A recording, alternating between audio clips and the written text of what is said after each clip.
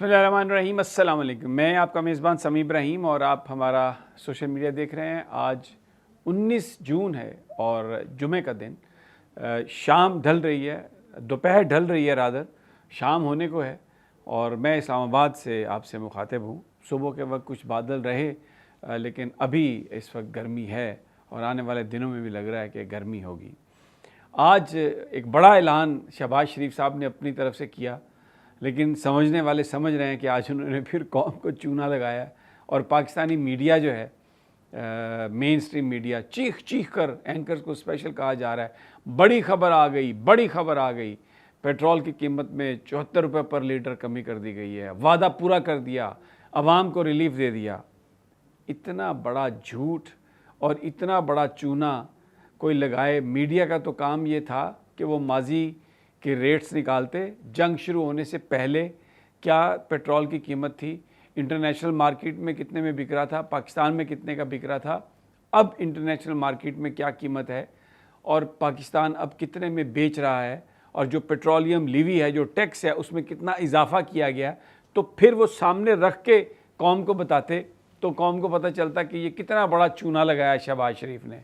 और जब जंग शुरू होने से पहले पेट्रोल 247-245 रुपये पर लीटर था, इसको ले गए कहाँ पे? अभी पाकिस्तान ने वो पेट्रोल ख़रीदा ही नहीं था जिसकी कीमत बढ़ गई थी, लेकिन यहाँ पर टैक्स लगा के, लीवी टैक्स लगा के, तो तेल की कीमत को ले गया ये 450 पे। और फिर लोगों को आके कहते रहे, ओहो हो ये तो 500 रुपये हो जाना था। भैया आप बादशाह हैं, आप भले 1000 रुपये कर दें, कोई आपको रोक सकता है? लेकिन इंटरनेशनल मार्केट में इतना तेल महंगा नहीं हुआ था और ना आपने वो ख़रीदा था। आपके पास तो ज़खायर पड़े हुए थे जिसमें से आप बेच रहे थे, और आपने पेट्रोल लीवी लगा के तो जो अपने लिए जहाज़ ख़रीदते हैं, अपने ट्रैवल करते हैं, अपने लिए जो डेवलपमेंट स्कीम्स के नाम पर जो माल बनाते हैं, उसके लिए आपने पैसा इकट्ठा किया और आज आपने फिर चूना लगाया। अब देखें 74 रुपये कीमत कम की है ताकि 300 से कम होकर 299, वो जो बाटा का रेट नहीं होता, जूते हम लेने जाते थे तो वो कोई चीज़ अगर 100 रुपये की होती थी तो वो कहते थे कि जी ये 99.99, ये तो जी 99 रुपये की, 100 से नीचे है। वो एक नफसियाती असर डालने के लिए, लोगों को बेवकूफ़ बनाने के लिए शहबाज शरीफ साहब ने आज यही काम किया। और फिर मीडिया जो है, ज़ाहिर है इतने बड़े इश्तिहार, वो कौम को चूना लगा हुआ। अभी भी जो तेल उस वक्त मिल रहा था जंग से पहले इंटरनेशनल की मार्केट में तो वही कीमत है, लेकिन यहाँ पर अभी भी ये 50-60 रुपये ज़्यादा है। लेकिन आज कह रहे हैं हमने वादा पूरा कर दिया, हमने लौटा दिया, यानी आप आगे की उम्मीद ज़रा काटी रखो। ये जनाब शहबाज शरीफ साहब ने आज काम किया। सुहेल अफरीदी साहब ने KP की असम्बली में बजट पेश कर दिया और उसमें सारे अरकान आए हैं, वहाँ पर बड़ी ज़बरदस्त नारेबाजी हुई है। और वो जो नवाज़ शरीफ साहब हैं, उनके वो मरियम का पापा चोर है, मरियम का पापा चोर है, वो KP की असम्बली में ये पूरा एक मतलब पूरा एक ड्रामा हुआ, इस लिहाज से नारेबाजी हुई।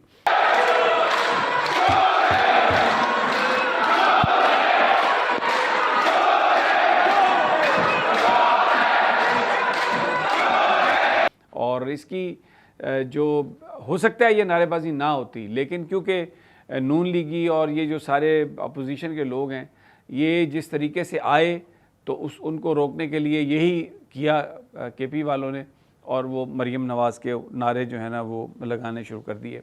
लेकिन जो इम्पोर्टेंट बात है, सुहेल अफरीदी साहब ने बजट तो पेश किया, लेकिन जो वफाक को पैसे देने थे वो उन्होंने कहा कि हम नहीं दे सकते अभी, ना उन्होंने उसमें पेश किया वो उस रकम को अप्रूवल के लिए कि वादा किया गया था इमरान खान से मुलाकात करवाने का। वो जब तक नहीं होती इमरान खान से मुलाकात, ये जो एडिशनल पैसे हैं ये नहीं मिलेंगे और बजट भी खसारे का, कोई सरप्लस बजट नहीं। इमरान खान की हदायत के मुताबिक उसमें आवाम के लिए ज़्यादा से ज़्यादा चीज़ें रखी गई हैं। अब जनाब हम आपको ले चलते हैं कश्मीर की तरफ।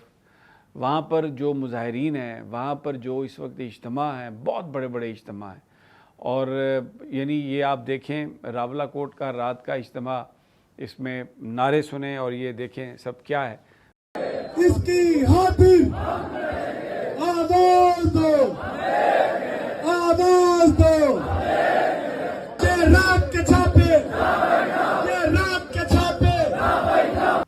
बहुत बड़ी तादाद में लोग जो हैं वो निकले हुए अपने घरों से और वापसी का कोई इम्कान नहीं।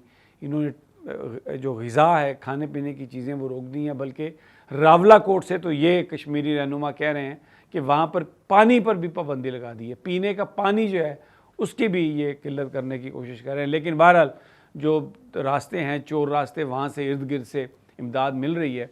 और इतनी ज़्यादा बुरे तरीके से ये हुकूमत पीपल्स पार्टी की और नून लीग जो वहाँ पर डिसक्रेडिट हुई है, ये मैंने आपको अभी रावलाकोट और दूसरी जगहों पर जलसे दिखाए हैं लोगों के कितने बड़े बड़े हैं।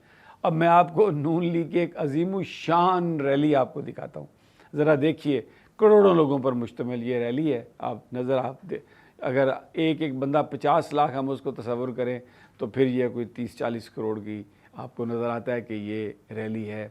ये पॉपुलैरिटी का ये आलम है। लेकिन ये जो गुफ्तगू, क्योंकि बिलावल भुट्टो की इस बात की तो लोगों ने उसको वेलकम किया कि मखसूस नशिस्तें या वो जो दूसरा मामला है, लेकिन जो धमकी दी है, जो कश्मीरियों को ये कहा है कि कानून हाथ में ले लिया, उस पर सख्त नाराज़गी है लोगों की और वो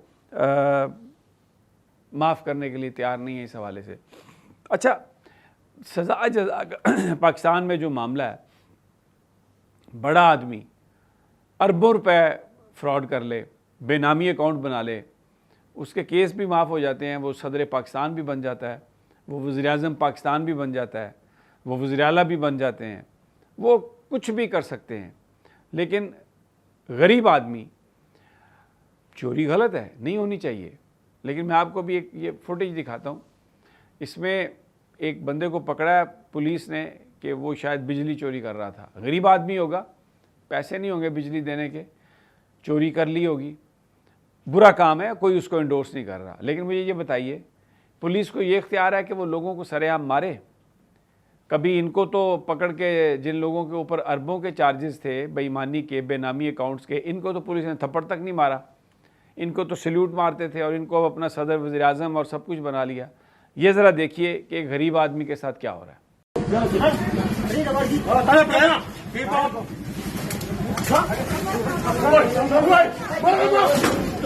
अब आप मुझे बताइए कि जिस मुआशरे में आप चोरों के केसेस माफ़ कर रहे हैं, उनको इक़्तिदार में ला रहे हैं, और एक गरीब आदमी अगर उसने जुर्म कर भी लिया, आपने उसे पकड़ लिया, आप पकड़ के ले जाएं उसे, उसके ख़िलाफ़ कानूनी कार्रवाई करें, पर्चा दर्ज करें, सरेआम गलियों में क्यों मार रहे हैं? दहशत फैलाने के लिए।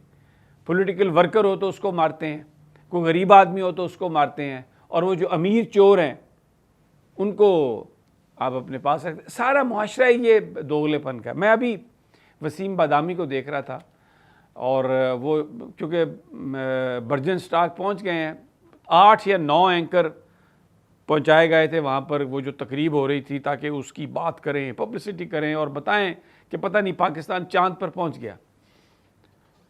अब वहाँ पर वो तकरीब ख़त्म हो गई।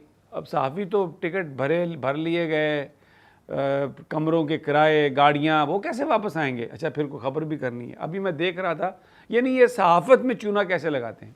अब वो वहाँ पर खड़े होकर, पीछे पहाड़ हैं, वो कह रहे हैं कि यहाँ पर इतने इस्राएली सहाफ़ी हैं, इतने अमेरिकन सहाफ़ी हैं, अभी इतनी ख़बरें हो रही हैं, और मुझे कह रहे हैं कि जाएँ, जाके अपने बताएं मुल्क में कि हम सब के नाम जानते हैं अपने हुक्मरानों के, और मेरी इतने सहाफ़ियों से मुलाकात हुई और ये और वो, और पूरा उसमें सिर्फ पहाड़ नज़र आ रहे हैं, बिल्डिंग नज़र आ रही हैं, वो पानी झील का या समंदर का नज़र आ रहा है। एक बंदे से गुफ्तगू नहीं सुनवाई उन्होंने, एक बंदे से।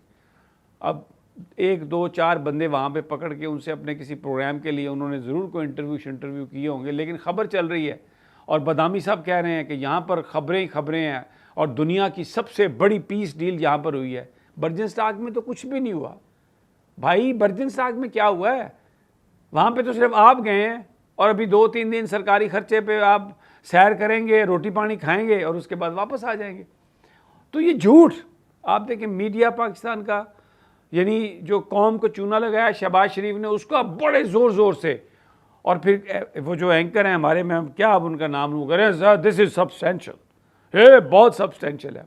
ओ भाई, 247 से आपने 450 पे लेके गए नाजायज़ लीवी लगा के, तो अभी आप उसको नीचे अपनी उस जगह पे तो लेके आए, फिर उसके बाद जब इमरान खान का दौर था तो 150 रुपये लीटर था, वहाँ पे लेके आए तो हम कहें कि ठीक है जी, आपने कोई लोगों को अपनी उस जगह पे ले आया जहाँ पर वो आज से 4 साल पहले थे।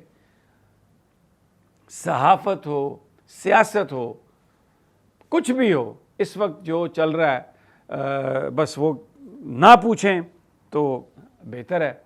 और अगली वीडियो तक मुझे इजाज़त दीजिए। अल्लाह ने के बाद।